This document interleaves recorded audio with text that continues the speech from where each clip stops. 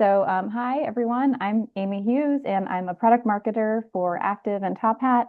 And just thank you so much for joining us today. We're really happy to have folks join us for these summer training sessions throughout June and July. Today we have two speakers. One is Trevor James, who's a customer success manager at Aktiv, and the other is Brianna Campmier, who is a professor at Adelphi University and really excited to have both of them speak with us today about offering students even more practice opportunities. So after each of those folks speak, we'll have some time for Q&A. So you can throw your questions in the chat as they go along, so that you don't forget them. Like I usually do forget by the time we run around to the Q&A section, forget what I was going to ask. So feel free to pop those into the chat if you like. Then when we do pause, you can come off of mute and feel free to speak at that point to ask your questions. Um, so at this point, I will hand it over to Trevor James, who will take it from there. Over to you, Trevor. Thank you, Amy. And thanks for everyone for coming. Like I said, I work with a few of you, so hope you're having a nice summer so far. And yeah, I really appreciate you guys being here. So yeah, without any further ado, I guess let's kick it off with Brianna here. And like Amy said, feel free to pop questions in the chat, and I can either answer them or we can kind of get back to them at the end of the first segment here. So yeah, Brianna, take it away. All right. Thank you, Trevor. So, hi, everybody. I'm Brianna Campmier. I work at Adelphi University, which is a small primarily undergraduate university in Garden City, New York. I teach general chemistry, and this is going to be my I'm going to my fourth full semester of using Aktiv in the fall, and I'm really excited about it. And something pedagogically that I think about a lot is giving students the opportunity to take responsibility for their own learning. So I assign homework that everyone gets graded for, but they're always asking for more. And since I don't use a traditional textbook anymore, that kind of like cuts off that resource. So I've been turning to Aktiv in order to give more practice as well as kind of like more low stakes pre-assessment type learning. So let me share my screen. So I'll pull you into my Aktiv course to kind of show you. So if you're familiar with Aktiv or if this is your first time, when you come in, the tab I spend the most time in is assignments. I, at this point, don't use the in-class tab very much. The homework tab is where kind of students will have their required work. And then I've been playing around with the practice and the quiz tabs. So first is the practice tab that I've been using the most, where it gives me an opportunity to put questions that I would have loved to put on the homework, to give some more of that like rote, real like practice on these questions. I order them by topic, but now I just put them all into this practice and I tell the students, I don't check if you've done the practice. This is not for me at this point. The practice is strictly for the students. Um, so I try to put things in here like that they asked me about. So something I think they asked me for was, we just want entropy, but no Gibbs free energy. And I was like, you got it. I can make whatever practices you want. And something I really love, which if you want to, we can bring this up, is if I've assigned the problem for homework, it tells me. So I don't end up putting like a whole repeat of the homework in there. So it's really nice to make the assignments here and it says, did you know you put this on a homework? And I say yes. And sometimes I repeat it because there's a nice way to just say, make this an algebraic problem, just change the numbers. So if you like the wording of a question, repeat it. That's fine. Um, but what I do like about this is if I wanted to, I could check and see whether or not the students were doing it. But like I said, I told the students I don't check. It's more for them. And I found that since I've added these practice problems in, it's a good way when a student is struggling. I say, have you looked at the practice problems that I've put on Active? They usually say no. And then I say, well, that's a really good place to start. It tells you if the answer is right or wrong. I've had a lot more students coming to my office hours with these problems saying, can we work on this? So the practice has been a really low bar for students to get really good feedback. And it's only for the ones that want to do it. It's not required. Like homework is required, but this is just so they can do more. And something new that I did this past semester is using the quiz function. So my Active and my LMS are connected. So if I don't tell the LMS that these exist, it doesn't know. So these are not graded, but it uses a functionality of the quizzes that I really like. I made two quizzes this past semester to try it out. Just like any other assignment, you can pick the due date, you can pick the time. Um, I put a time limit on it because I was telling the students this is a pre-quiz. So take this before you take the quiz. Um, Try to simulate like a real quiz environment. It'll give them a score. And what was really nice is that the students were actually like taking it. I had a couple students take it, but you can probably see that I had to change the instructions from the first one to the second, from 10 to 11. I did have some students take only the pre-quiz and say, why did I get 100? I got 100 on the pre-quiz. So just using it as one of many tools that my students can use to assess how they're doing, because that's something they might not think is something they need to do. So checking to see how they're doing before I check them with a quiz or with a test. So I mean, if anyone wants me to walk through like how I set them up, but what's I think really cool about the quiz function, I think this is my favorite thing, um, is I made them all different. So you can make them different with different numbers, but I did problem pools, and I this was actually really fun for me to set up. So if I have these 10 problems in this pool, I'll tell, Active, okay, I want you to pull two out of this 10. So they're like, why did my quiz look different from my friend's quiz? I'm like, because they are all different. Just to give them kind of like a different feel of it. And then for the second pool, it pulled two problems from four. So it only pulled, so many problems. But I like that I could choose different styles. They didn't really know what they were going to get. And I really liked the using that function, which is not something I use on their homeworks very often. I actually want them all to have the same problems for homework. But I thought for the quizzes, that would be a cool place for it to kind of change it up for them. So that is something I've been doing kind of just recently, making sure that I have a lot of practice problems for them and a lot of new things that I can kind of add in. So the quizzes was something I tried, and the students seem to like it. So I might be adding more of that in this upcoming semester. But just to give them some nice low stakes stuff that's not graded. And again, it just kind of puts the ball in their court. But then I don't also have to grade them, which is also good. So it saves me time and gives them kind of like a really, really robust use of Active. So it's not just our homework. It really is like a textbook replacement for them in a sense, where all the things they want out of it are here. I mean, if they needed to, they could access a textbook through here. So yeah, so that's pretty much how I use it, and I really enjoyed it this semester, and I'm going to keep doing it. So yeah, if anyone has any questions, I'm happy to take questions or go through my thought process when I set stuff up. But yeah, I recommend doing it if it's something your students have been asking for. If they want more problems, not a problem. Lots of problems there. Brianna, I'm actually curious for your pre-quizzes, in terms of the grading, do you keep the smart feedback on like a homework assignment? I'm just That's good. curious if you have like a set number of attempts. Okay, it looks like yes. Yeah, so I had it as like attempts per problem, but they like had to hide other things. Yeah, I was still playing with the feedback. Like I said, I only did two. So yeah, I showed them because I figured, honestly, with only 14 minutes to do all the questions, it would probably be like Yeah. a lot, but I kind of want them to see what they did wrong at the end of the day anyway. Um, Yeah, yeah, for sure. yeah, Yeah, especially as a pre-assessment, tool, it's definitely helpful for them to sort of see where they're going wrong as they're doing it rather than circling back once the due date has passed and stuff like that. yeah. That's great. Yeah, because the thing I worry about the most is they take the pre-assessment, they get some number, and then it's gone. And it's just like Hmm. meaningless. So yeah, I, honestly, it would be probably best to have kind of like almost like two levels of it, like the Hmm. pre-assessment one and then like pre-assessment two. And they get like a little more like real, and then it like tapers into the real assessment kind of style. But yeah, it's just something I think that, and they liked it. They were like, we like doing these pre-quizzes. I'm like, okay. Easy Awesome. enough for me to set up. I just sit at my computer and set them up. I Yeah. love it.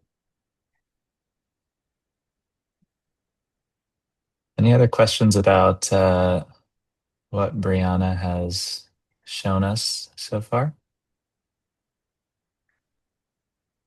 So I can stop. Feel free to come off mute or put it in the chat. If not, great Hi, too. Happy to hey, Brianna, I have go a ahead. question. My Hi. name's Grace. I'm from Northeastern University. Uh, I was wondering about your, um, like the frequency of the homework and pre-quiz and the other practice assignments that you shared. How is your course structured in terms of Like the frequency that the pacing. students might be using active? Yeah, yeah, yeah. So for the practices, because I've been doing this for so long now, I just open them all at the beginning. Because for me to have to remember to open them all or to, like to set a schedule, I'm like, that is mental energy I don't need to be spending. They're all available. Like the likelihood of you jumping into like a topic 12 practice in the first week of school, bless you if you want to do that, but no one's doing that. So practices, I just kind of, as I make them, I just leave them. And then when I make my new course, I just copy it all and I open them all. And then for the pre-quizzes, which is what I tried to have them made and available at least a week ahead, because that's like the timing you want the students to be like a week out, you should be seeing how you're doing and then like trying to study. But I tried to have them like ready a week out and I actually closed them like the morning of. I think I said like it's not going to help you at 9 a.m. if our test is at 9:25. Like that's not going to help you. You're just going to freak yourself out at that point. Um, so I only had those two, and I tried to have them ready. If I had more, I would have them ready kind of like whenever they kind of wanted to, when they were ready to pre-assess. But in terms of homework, which is something I think about a lot, I pretty much just pace it out. So there's like one homework assignment due a week. Um, and if we have 15 topics, we have 15 homeworks due like as like the semester kind of progresses on. Do I think that's the best way? No, because I have a lot of students that are like, I forgot, or like I didn't wasn't ready to do the homework yet, so I never did it. But I do build in like I think a very conservative lateness policy so that when they want to like if they miss it, they can still do it, but they just lose a little bit of credit. I don't know if that's the best way to do it, but that's the way that I've been doing it because it makes it easy for me to set up in the beginning of the semester and then it just kind of rolls out. And only every so often do I have to move an assignment later because we just don't hit the benchmark. So my students are interacting with Active pretty much every week. Um, and honestly, the students that are doing the practice are usually my better achieving students. So they're probably interacting with Active on like a every day, every other day kind of mentality. Because they're like, I need to practice. The homework was due, then I'm going to do my practice. Like I see a lot of the Active screens kind of no matter what day of the week my office hours are. They're pulling it up and bringing it to me either for homework or the quizzes or the pre-quiz. Awesome. Thanks. Yeah.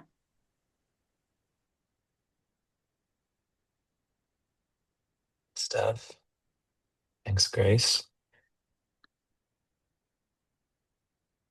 And yeah, as you can see in the chat, these webinars this summer will be recorded and available at aktiv.com. So if you ever want to revisit Brianna's strategy here, feel free. So yeah, feel free to, again, throw another question. I'm going to show just some other things kind of expanding on kind of this topic that today for sort of like, outside of homework, which, a lot of active users, that's kind of the default. We're all kind of using homework mainly, not everyone, but mostly. How can we kind of get the most out of the platform? So I'll go ahead and share my screen. And thanks again, Brianna. That was awesome. Okay, so you should be able to see my test course here. So no students. Actually, you'll probably see some random stuff I've cobbled together over the last year or so. But obviously, most of you recognize it here. One thing I did want to cover just in terms of practice and generating that for your students. A lot of you are probably familiar with this, but just in case, we do have an option for adaptive follow-up assignments. So basically, it'll automatically generate personalized practice activities for your students based on how they did on the homework. So it'll kind of pull, the sort of learning objective or topic of the questions on your homework. And like I said, depending on, how students do, how many attempts they take, how long it takes, if they get it right or wrong, obviously, it'll generate a second assignment. So if we enable that here, the main choice you'll have is whether you want that to be required, in which case it'll show up in their homework feed. So if this was homework one, it'd be called homework one follow-up. With points, with a due date, which you'll set here, attempts per problem, stuff like that, if you want to allow late submissions. So kind of a mini homework assignment that's automatically generated. So that can be useful. The other option is optional. So that will publish those assignments in the practice tab. So obviously, sounds like Brianna, puts a lot of thought into what she includes on her practice assignments, gets feedback from the students. So obviously, that you can still do that and create, the perfect practice assignment to your heart's content. Otherwise, this will have Aktiv, like I said, automatically generate sort of personalized for each student. So whether it's optional or required, either way, it's a great way to provide extra practice opportunities for your students. I do have some users that will make it, quote unquote required, but like Brianna said, especially if you have an LMS integration, you can easily just disable syncing those grades. So it kind of creates a scenario where students have sort of a required assignment that is ultimately ungraded, but it's kind of more pressure to do it in a sense. But there's kind of no right answer here. So a lot of people will do it either way. Optional, they'll still get that smart feedback. With required, you'll just set a number of attempts. So it's really up to you kind of how you want to manage that. So hopefully that makes sense. So let me know if there's any questions on that feature here, but that's just in the adaptive follow-up tab in the homework section. I just wanted to make sure we covered that as sort of an extra way, like I said, to provide those opportunities for your students. We also kind of covered those, pre-quiz that Brianna sets up. So obviously that's one way to do it. Really interesting way to kind of prep your students for a more high pressure assignment with a time limit, kind of covering the same material. So that's really great. Otherwise, you can sort of set up a more straightforward quiz. I'm just going to add some. And so like Brianna said earlier, it will tell you if you've used a question before on an assignment. So you can feel free to ignore those if you want to. Let's just pretend we're putting together a quiz here. So, for all of our timed quizzes, you will set a time limit. It does give you a suggested time. So we recommend generally kind of trying to stick close to that. The more extra time students have at the end, we want them to have an opportunity to double check their work if they want to. But, if they're done their quiz and they still have 20, 30 minutes left on the clock, all that's going to do is sort of, tempt them to look elsewhere or connect with colleagues or, look elsewhere for answers. So staying close to that time limit is definitely recommended. In terms of the scheduling, so I think I saw Brianna had sort of a week open or around then for students to interact with that quiz. So we do have plenty of instructors that will do asynchronous assessments. So, you can honestly, I have people that will open it sort of similar to Brianna's practice assignments. All the quizzes are kind of available for multiple weeks or, however long you want to. They're still bound by the time limit. So it's not like they get extra time if you leave it open for longer. But I would say that generally the more, if it's a real quiz or exam or, final exam or what have you, keeping the time frame pretty tight tends to be, the sort of like a traditional quiz. Obviously, they're going to come to class. They're going to use that time limit during class time to complete it. So basically, this last start date is the final time they have to start that timer. So in this case, even if they started at 12:17, they would still get the full 30 minutes. They're just locked out after that unless you granted an individual extension. And then, so we talked about showing the instant feedback on a quiz. So similar to homework, they're going to get 3 attempts or however many you give them. They'll get smart feedback from the platform and adjust from there. I would say, it tends to be, again, for like true exams, end of chapter quizzes and tests and stuff like that. Similar to a paper quiz, most people will hide the feedback. So students are putting their best foot forward. They can double check their work, like I said, if they have time remaining, but it's not going to tell them whether they were right or wrong. So again, just sort of covering the basics of the quizzes here. A couple of anti-cheating measures block access to this quiz after they complete it until kind of everyone's completed it. So people won't be able to go back into the quiz to like clue people in on questions or anything like that. And algorithmic problems will randomize certain, I don't think I have any on here, but certain problems have randomizable values. So everyone kind of has to do their own math, even if they have the same question.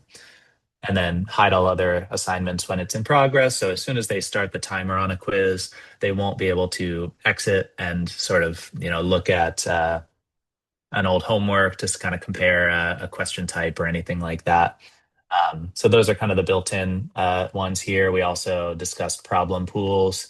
So if we create a problem pool here to 4 problems, 2 out of the 4, if you kind of group them, your question by topic or subject or whatever, it'll create a situation where everyone's kind of covering every topic, but everyone's kind of got their own unique version of the quiz. So sort of another baseline anti-cheating measure, keeping everyone's eyes on their own work, kind of thing works really well. We also do have the option we have a partnership with the Proctorio browser lock software, essentially. Um, so that is an option. Reach out to your customer success manager to kind of enable that if you're interested. Students do need to install a browser extension, so there's a little bit of setup involved, but once you kind of cross that hurdle, it's super easy. You just enable it. You kind of decide what you want to include on the test, and then Proctorio will send you kind of a post-quiz suspicious activity report. Essentially, it'll flag any students that are trying to go to another website or clearly using their phone if you have their camera on or anything like that.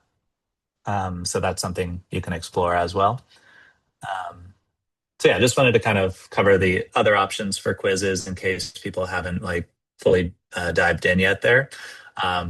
So let me know if there's any questions on that. But hopefully that makes some kind of in terms of supporting students through extra practice opportunities and stuff outside of homework and everything, I also did want to touch on this readiness feature. So a few of you, I know, have taken advantage of this. I'm just going to refresh. I'm not sure why it's going to miss the loading wheel here. But essentially what this does is creates a sort of pre-course assessment that sort of judges where they're at with a lot of their math readiness, but also there's some basic chemistry you can build in to sort of check their status on, here, we'll just open it up. So let's say we're teaching Gen Chem 1, math and chem. So here's kind of the options here, self-paced, so study plans, course prep, if you're kind of assigning things before the start of term. Yeah, staggered deadlines, and then custom. Let's just go with self-paced for the moment.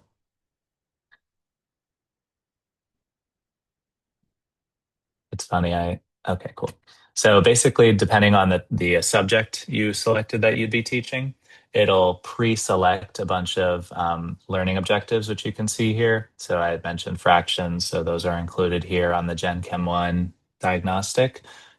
You can see it defaults to 68 questions because I chose math and chem. So it does have some sort of basic chemistry that if you're teaching Gen Chem 1 to undergrads, likely they probably, took intro or maybe, obviously took chemistry in high school at some point. Might need a refresher on some stuff, basic terms and, calculations and stuff like that before you really dive in. But you can come in and customize. So if you didn't want a certain topic included for whatever reason. So yeah, essentially you'd add a due date for that diagnostic I normally recommend. Some people leave it open-ended, totally fine. Obviously, it's whatever you want to do.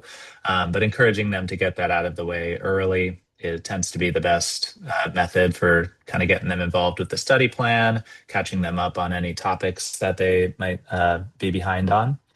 And then, as I mentioned, you can add due dates for the study plans as well. So either one due date, maybe closer to the end of term if you want them to do it by a certain time, or topic specific. Like I said, if you really want to get granular with it, you can set due dates to kind of match up with when you'll be covering certain things.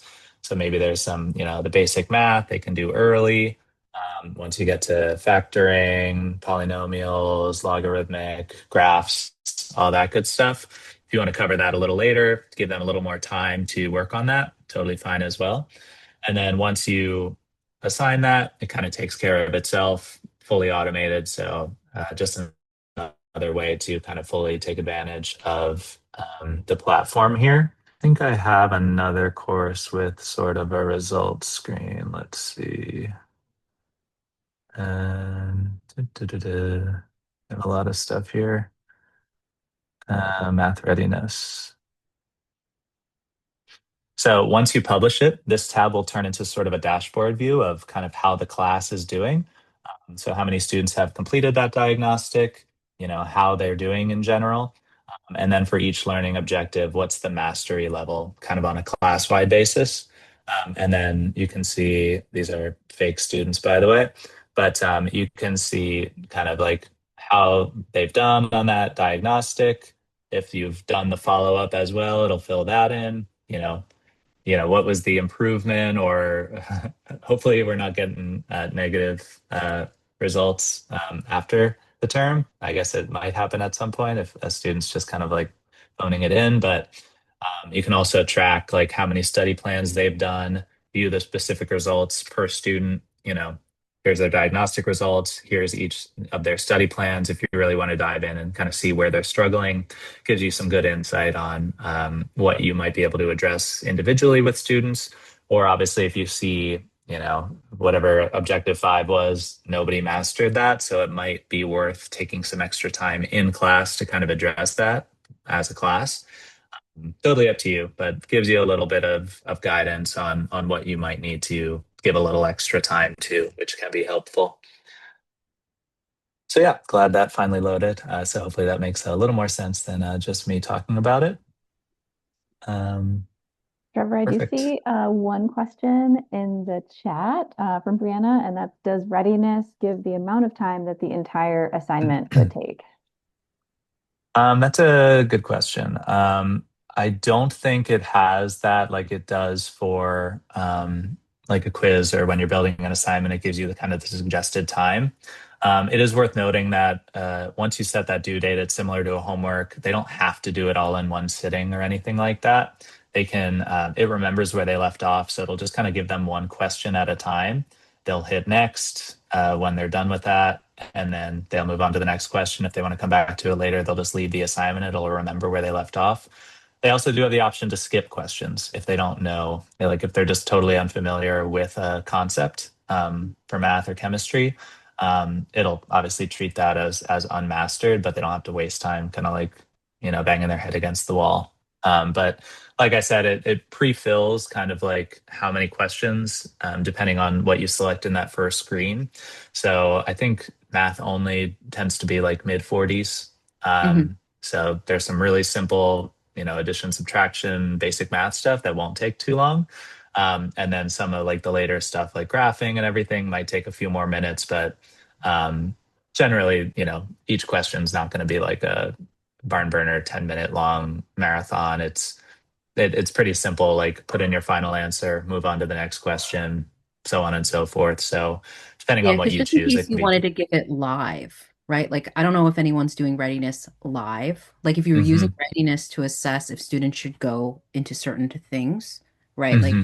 Like, do you need to go to recitation? Do you not need to go to recitation? Like, but I don't think Right. you keep 68 questions live. I have no idea how long. Yeah.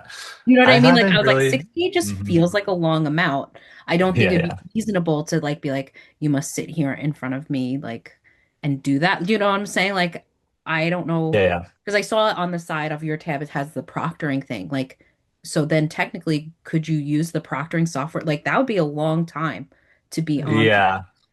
if you're like Yeah, not to be honest, 100% sure how long it's going to take. You know, if you're like, all these are Mhm. important, but it's a 2 hour test or something, like that's a long time. Right. And you Yeah, won't yeah, know yeah. until you're like, go for it. Because like, is that's not in the results, right? Either like how long students were in the readiness. Yeah, correct. There might be a way for us to dig into that on like the back end, but I'm not sure. But To your point, I honestly don't think I have anyone that does it live as sort of like a Like an quiz. actual Um, readiness, like a readiness or a placement almost, like placement's kind of I an do adult. have some placement people that use it as a pre-course placement, but I think they do it asynchronously Okay. still. So it It's could still not be like a 68 questions. You do it on your own. Okay. I was exactly. just Yep, wondering yep, because I yep. was like 68 questions and I was like, I know I don't do it like where like have students need to sit for a certain amount of time. But I was like, if I ever Hmm. wanted to, I actually don't know how long it takes. I just know it can take a long time because students have said it Right. just takes me a long time because they're Yeah. actually And thinking true. about Like it. if you do the math and chemistry and it's almost 70 questions, yeah, it's gonna I I was like, would that's not if I were a 15 student, minutes. I would prefer to do it in chunks. Yeah, right. Like, yeah, I'll do a little bit, then a little bit. But I guess if you Right, wanted to, yeah. you could self-pace it the way, right? Like chunk it yourself. Be like, Yeah, do yeah, yeah. Well, for the the math study chunk, plan, yeah. right? Or yeah, I guess so for the study plan. Yeah. I was just thinking, I Normally was my like, recommendation is like for keep the it. initial diagnostic, set the due date for like a couple weeks into term. Or if students do have, if you know they're going to have access kind of before the start and you want them to get started, um, you can do that as well. But yeah, give them the first week or two or up to a month to kind of get that out of the way. Yeah. Obviously, the sooner the better if we're trying to like tackle these, stuff that they don't know. Hmm. But yeah, that'd be my recommendation. And then, if you really wanted to keep it tight, you can obviously remove some of the more basic stuff that you would expect students to know. Yeah. The tough part is obviously just predicting like where students are going to struggle. The reason we introduced it is, it's just so tough to predict, especially when you have a class coming together from all over the country, especially in like immediately post COVID. It was just tough to say like what students have covered, what they haven't, what they're fresh on, what they're not. So things hopefully are going to start to equalize a little bit, but we were finding, there's plenty of studies out there that directly correlate chemistry performance to math preparedness. So that's what we're trying to tackle here. Um, Awesome. yeah, it's like I said, really great way to provide, the extra practice if students need it. Good question.